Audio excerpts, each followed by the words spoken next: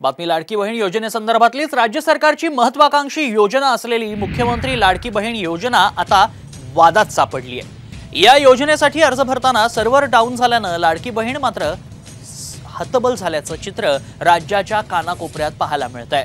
त्याच संदर्भातला हा खास रिपोर्ट। सर्व्हर डाऊनमुळे लाडक्या बहिणींचा हिरमोड। लाडकी बहीण अडचणींच्या सापड्यात। पोर्टल बंद, योजनेचा बोजवारा।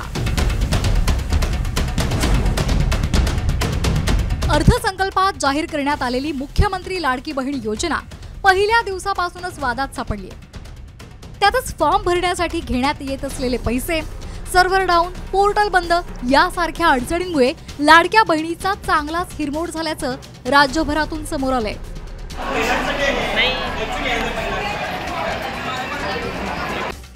राज्याच्या अंतरिम अर्थसंकल्पात 21 ते 65 वर्षांपर्यंतच्या महिलांसाठी मुख्यमंत्री लाडकी बहीण योजनेची घोषणा करण्यात आली।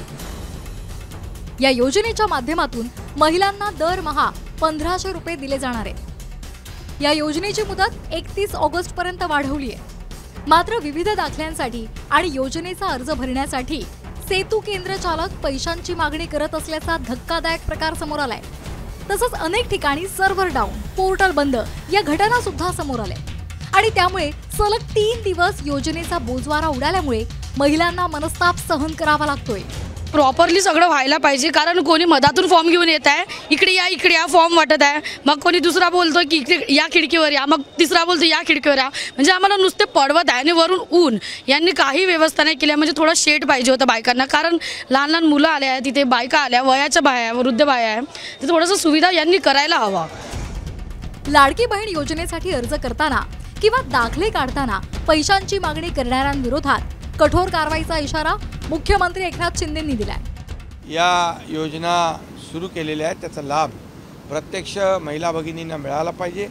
त्यांची गैरसोय होऊ नये, त्यांची अडचण होऊ नये, त्यांना कुठेही कुचंबना होऊ नये आणि त्यांच्याकडून कुणीही पैशाची मागणी करता कामा नये, अशा प्रकारचे सक्त आदेश दिलेत। यामध्ये कोणी लापरवाही करेल त्याच्यावर कठोर कारवाई केली जाईल।